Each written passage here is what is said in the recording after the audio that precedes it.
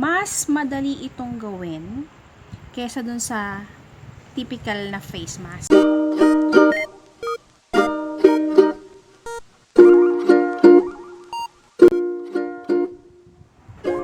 Hello mga nanay, mami, mama, mama. Today, ang ituturo ko sa inyo is do it your own mask. So, normally, ang mga mask na uso ngayon is yung mga face mask, which covers only half of your face. So, nauso yung mga face shield para pati mata. Diba? So, ito ituturo ko sa inyo. I will call it full head mask. So, hindi siya face mask lang. Full head mask. Kasi aside from your half your face, pati yung hair nyo, yung ulo nyo, mako-cover niya. Okay? So, parang for me, mas safe din yun. At least yung kung virus or droplets, may iwasan pati yung mga hair nyo na malagyan. Okay? So, I have here is, ito yung ginagamit ko ngayon na head mask. Okay? Full head mask. Itong size na to, kasya lang to sa mga anak ko. 7 years old, 5 years old. Ang size nito is 9.5 inches, yung paganyan. Tapos yung length niya is around 7 plus 12, 19 inches. So 19 inches by 9.5 inches, yun yung size na pangbata. So ang gagawin natin, since meron na akong pambata, ang gagawin naman natin ngayon is pang matanda. Mas madali itong gawin kesa dun sa typical na face mask. Kasi ito, yan lang, ganyan lang na tela ang kailangan mo. Dito ka lang tatahe sa gilid, tapos yun na. Okay? Yung typical kasing face mask, maraming parts kang tatahiin. Tapos pati yung paglagay ng garter sa gilid, challenge din yun eh. Okay? So, ang gagamitin nating tela is recycled. Okay? So, pili kayo ng tela na yung kunyari, lumang t-shirt, lumang sando, yung medyo stretchable. Pero kung hindi stretchable, okay lang. So, I have here lumang duster ko. Pantulog duster. So, ito medyo stretchable siya. Stretchable. So, yung gagawin natin this time, yung 19 natin, we will add plus 6 more inches. Gagawin natin siyang 25 inches kasi gagawin natin siyang 2-ply mask para double ply yung bandang mouth ng mask ninyo. Kasi mas safe yun kung 2-ply. Tapos, yung 9.5, since gagawin natin pang adult, dadagdagan na lang natin siya ng around 3 inches. Okay? 3 inches. So, 3 inches divided by 2 is 1.5. So, 9.5, 10, 11. So, gagawin natin 11 inches. Okay? Duster ko na to, finold ko siya sa gitna. So, naging half na lang siya. Half size na lang ito. Okay? So, ayan na siya. Ayan. Half size. Okay, so ngayon, ang gagawin natin, susukatin natin siya. Ang sukat niya, ang haba ng sukat niya for adults, gagawin natin 25 inches. So, 25 inches. Itong bandang dulo na to, hindi ko na to gugupitin para hindi ako mahirapang magtahi. Okay? Ayan o, para hindi ko natatahiin siya. As is na siya. Ang tatahiin na lang natin yung side na to, nagugupitin natin. Okay? So,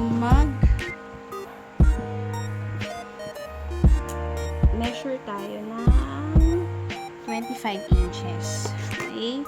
So, from here, it's 12 inches. So, 12, we need 13 more inches.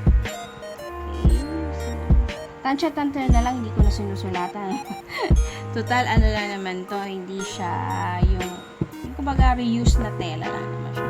So, 24, and then, we'll get another inch. So, 25. So, nakuha na natin itong 25. So, gagawin natin, tutupi ko siya para makuha ko yung 25 inches. Okay. So, medyo dagdagan natin ng konti kasi tatahiin natin yung side part na yan. Okay. Dagdagan lang yan ng mga 1 cm. Okay. So, yan.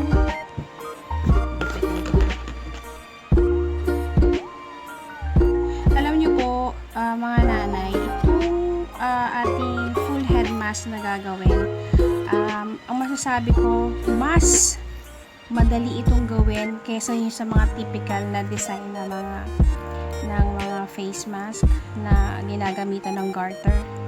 Eh, yung paggawa pa lang ng square na ano na yun, na face mask, mahirap na. Matrabaho. Actually, hindi naman mahirap, matrabaho. Tapos yung paglalagay pa ng garter, isa pa yon, matrabaho rin yun kasi both sides mo siya lalagyan ng garter. Pero itong ating full head mask, hindi natin kailangan ng garter. Okay. As a matter of fact, kung wala kayong makina sa bahay, pwede namang tahiin nyo na lang by hand, pero make sure matibay at pino ang gawin yung pagtahi para mas matibay siya.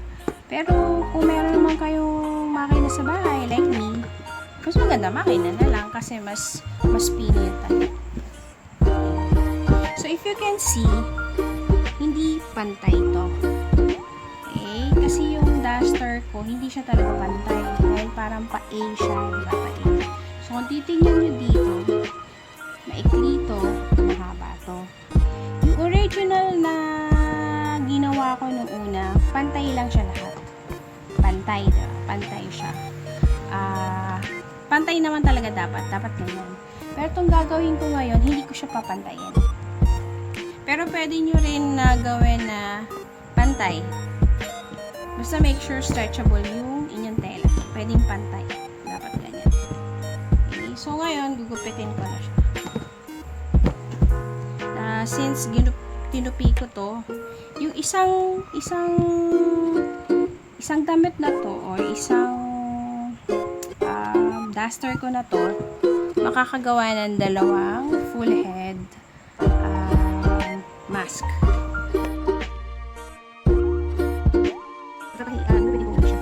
This is for 2.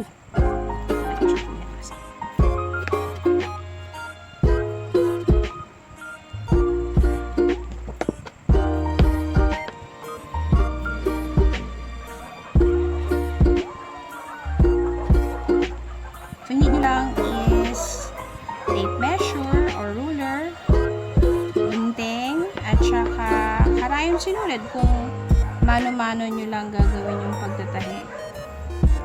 Ayan, kumakita yun. Nasaan? Ayun. Okay. So, as you can see, hindi yung paggawa nito, kayang-kayang gawin ng kahit sino. Kasi, ako nga oh. Diba? Sino ba naman na hindi marunong magunting? Diba? At saka, mag-sukat. Gumamit ng ruler. Diba? Hindi ko natahi yung ilalim. Okay lang. Mali kasi yung gunting gamit ko. Hindi siya pang tahi.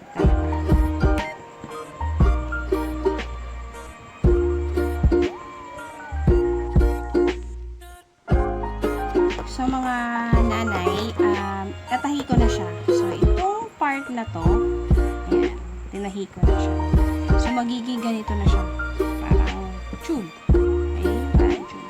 So, yung dulo, tinahi ko. Tapos, ito, tahiin nyo rin to kung hindi pa siya nakatahi. Since, tahi na to nung ginawa natin, ayan, hindi ko siya tinahi. Pero, kung yung gagawin nyo, dapat both ends tatahin. Okay? And then, yung side,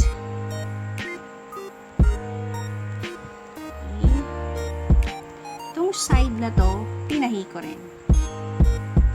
Ayan, tahi na siya, diba? Ayan. Natahi na siya. So, ang tatahiin nyo lang, both ends, and then yung side. Ayan. So, mangyayari, magmumukha siya ganito. Parang tube. Tube, yan. Tube. Magiging parang tube siya. Pero mahaba nga lang.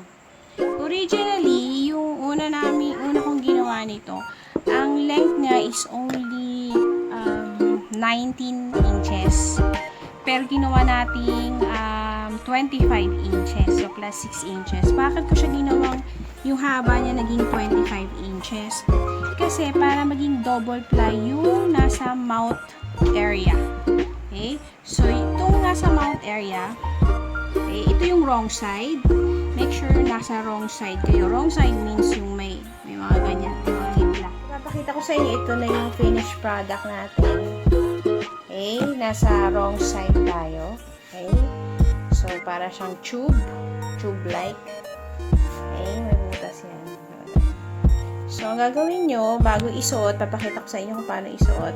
Yung wrong side na to, para maging double ply sa mouth area, ifo-fold nyo siya.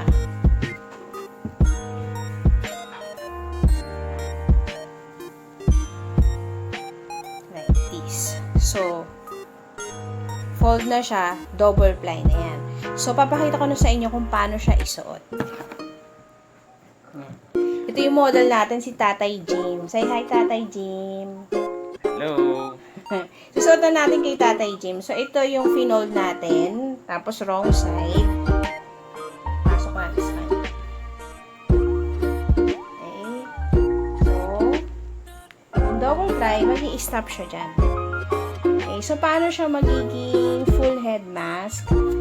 Turn around. So, itong natitirang part na to, you just need to pull it up. Okay? So, full head na siya. Para sa mga girls na mahaba yung hair, pwede nyo ilabas dito yung hair nyo. Or, pwede rin na hindi na. Para mas, ano siya sa mga droplets, hindi siya malalagyan. Harap ka, tatay. So, ganyan yung itsura niya kapag tapos na. So, yan yung ating full head mask. Pwedeng ganyan or pwedeng medyo tapos ng konti. So, mas safe siya kasi double ply tapos yung buong ulo is covered. Papakita ko naman sa inyo yung para sa bata. Wait lang ha. So, like what I showed you the first time, ito yung pang bata. So, isusuot naman natin to sa anak ko. So, like, again, ifo-fold nyo siya. Okay? Ifo-fold nyo siyang ganyan para double ply. Hi, Jessie! Siya naman ang model natin para sa mga bata. So, finold na natin to. Pasok natin sa head ng bata. Okay? Tapos, cover yan. Hanggang dyan sa mouth area. And then, and then turn around. Yung natitirang part dito sa ilalim, saksaklog mo lang yung pataas. Diba? So, yung mas safe yan para sa mga anak nyo kasi covered lahat. Okay? So, ganyan. So, like I told you, pag mahaba ang hair, pwedeng nakalabas.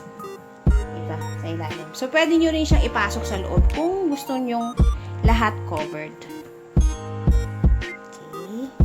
Say hi, Jessie. Hi. Is it comfortable? Yeah, you like it? Okay. Thank you po. Say thank you. If you like our videos, kung natuwa kayo sa mask na ginawa namin, please like, share, and subscribe. Thank you for watching. Bye.